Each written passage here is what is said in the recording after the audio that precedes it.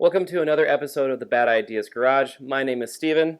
This is Noah, and about 1 year ago, he made his premiere in one of our videos, giving a little bit of a catch-up of the things that we had been doing in the Bad Ideas Garage. One of the things that we had just done was we went on the Gambler 500. Now he's going to just go play in my car. So in today's episode, on about the 1 year anniversary of us going on the last Gambler 500, we are going to be sharing about our own adaptation of the Gambler 500 that we call the Gambler 5000, the Farside Edition.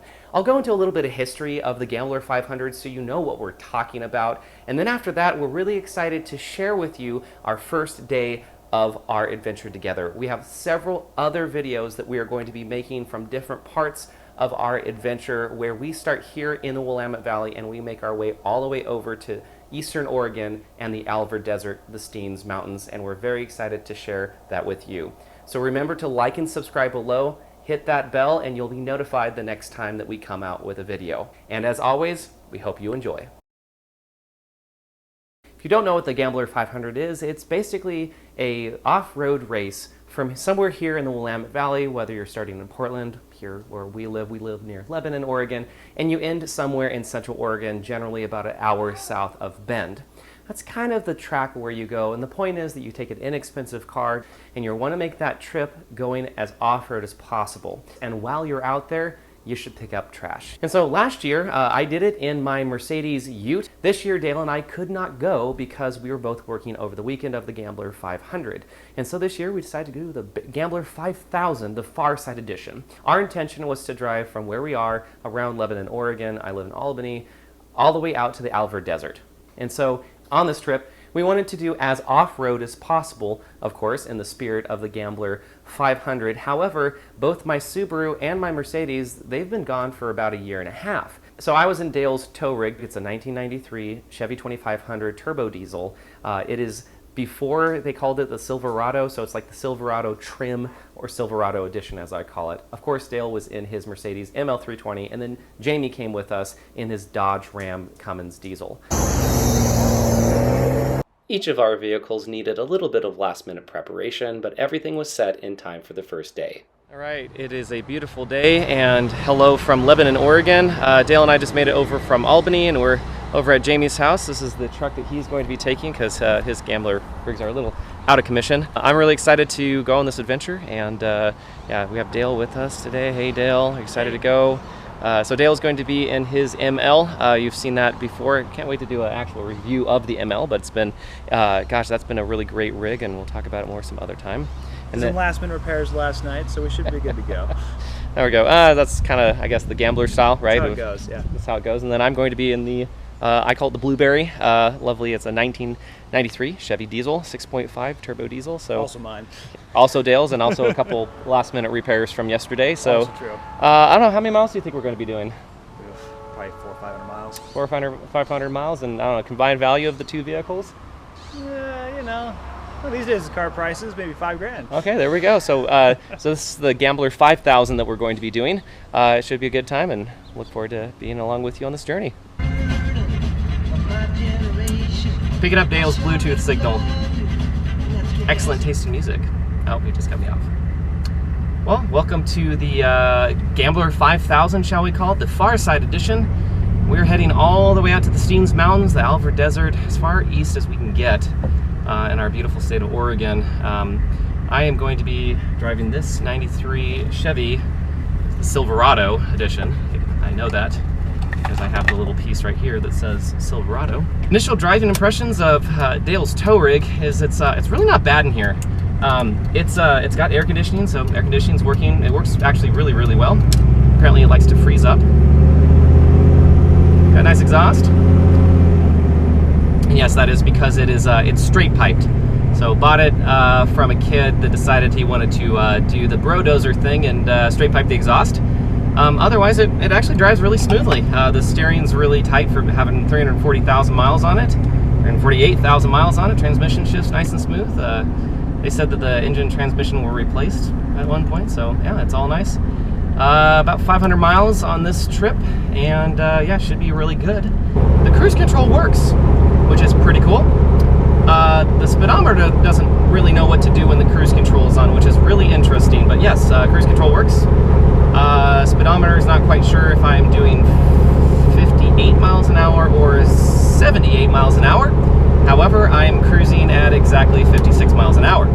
Thank you for my cell phone for telling me that. So yeah, one more thing on this very, very luxurious Chevy Silverado Edition. Just passed over the Tombstone Pass, almost 5,000 feet. We're doing pavement on the way over to Bend, and then from Bend we're going to head a little bit farther east and then head south. There are a couple of wildfires in the area, so we're heading out farther east to avoid them, and then we're going to head south from there. So we might be seeing a little bit of smoke in the sky because of that. Alrighty, welcome to Sisters, one of my favorite towns to come visit. And there's traffic.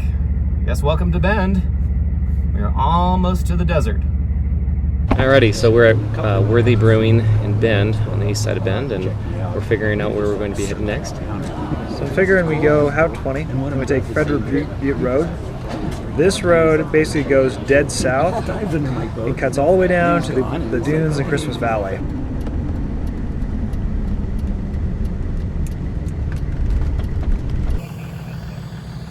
Alright, here we go. So we're gonna go about 40 miles out that way, see what we can find. But yeah, this is Eastern Oregon. And yeah, there's the ML. We're airing down Jamie's tires. And then there's the Blueberry. So Jamie put his tires down to, I think 27 pounds of pressure. I might be doing the same. I'm running about 45. They're a little bit down from spec. It's actually not too bad suspension-wise in here. I can't really see too much anyways in terms of the dust, so let's see if we do that. And it's a little bit more bumpy than the other road. A little bumpy. A lot of bumpy. Alright, I retract my previous statement. We should probably air down. It's a road we decided not to do. When I had my Mercedes doing this because it was really bumpy, and in this truck that's got quite a bit of suspension under it and some big tires, it's still really bumpy. And yeah, the other guys are way ahead of me. I'm just gonna let them do that and enjoy this as much as I can. All right, Dale says, where are we, Dale? We are at Little Benjamin Lake. It's a little bit dry, admittedly, you know, but if you ever want to drive across a lake, you can. And you can follow that cow there. So Jamie has Down the lake. Okay. So far, he's not swimming. That seems so. Alrighty. All right, so Dale, you moved me down to Down at 30 psi, then we're sitting around 45, 50. So you know, this will be a little softer, maybe. Maybe. Maybe. We'll find out.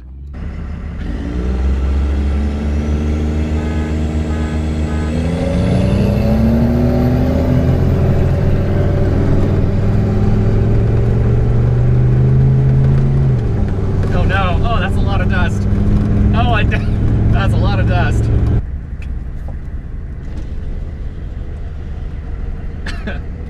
All right, so surprisingly fast off the line, and you have a lot more top end than I thought.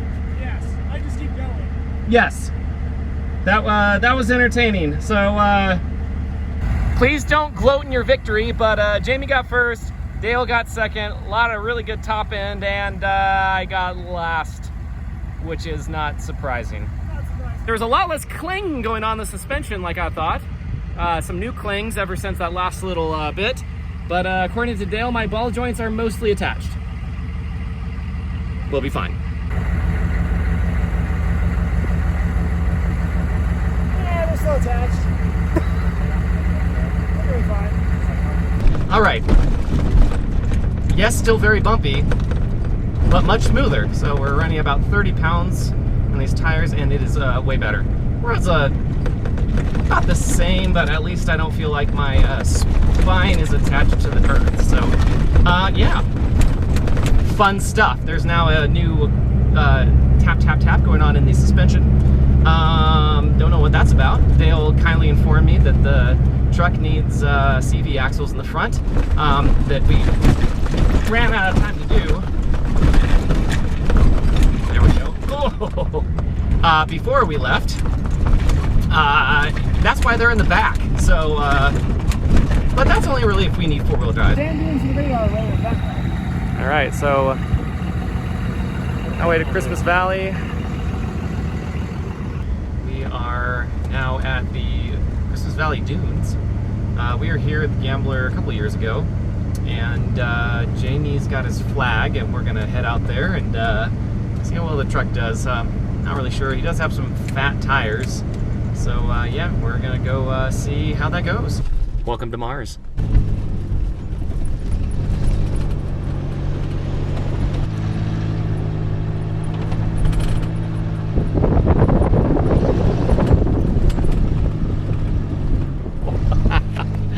Okay, we just drove off a small cliff.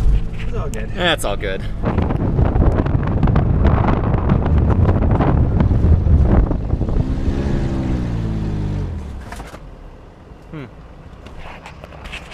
Seems problematic.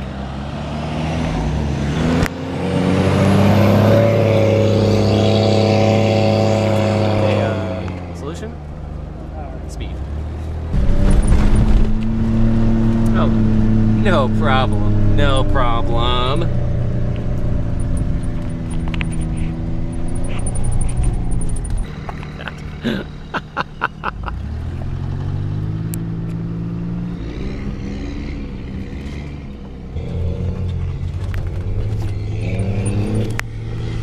No problem.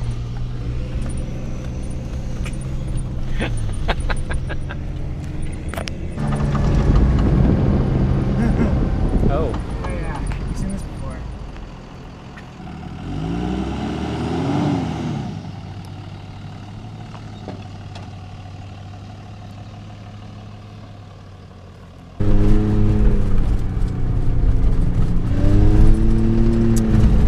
Yes, we are going up.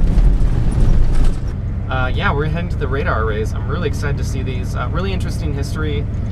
They were built as a different type of over-the-horizon array in the 1980s, and I think they closed in 1997, and so really excited to see them. Christmas Valley also has some really interesting history that somebody tried to develop Christmas Valley into kind of like a resort type town.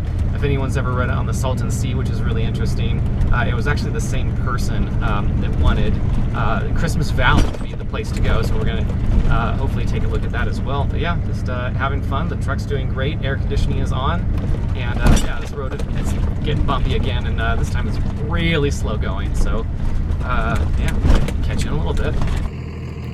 This is spectacular. So apparently the radar array used to be about a mile that way. Pretty cool. This is spectacular. And the rigs are holding up pretty good. Want to wave at the camera? Hi. All good. What's going on? Hit a bit of a bump. Various things went flying. The butane fuel decided to depress the valve on a piece of machinery in the back there.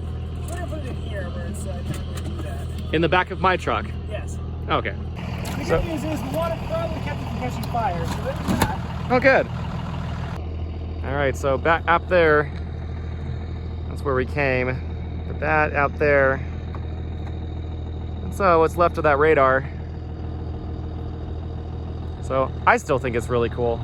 But yeah, so we're still hanging out on our way further south.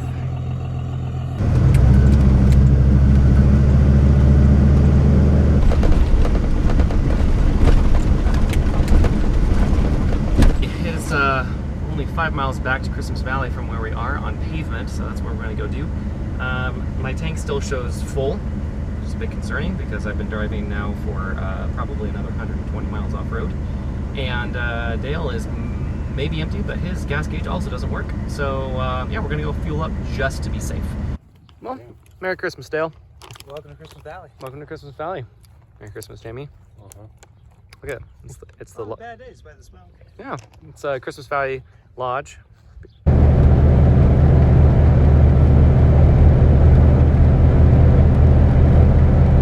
right, we are heading off-road once again. This is the Brim but oh, Dale's gonna lead us there.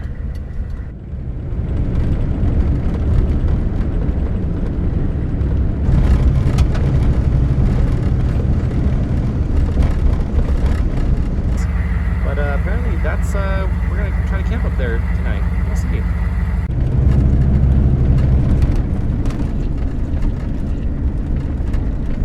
All right, so we're set up camp. I have a tent. Jamie has a hammock over there somewhere. I have wine, and of course some Gambler 500 beer from Conversion Brewing.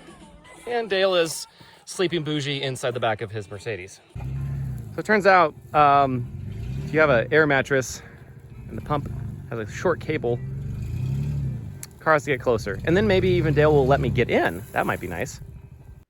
After a surprisingly restful night, the next morning we were awakened by some fun thunderstorms.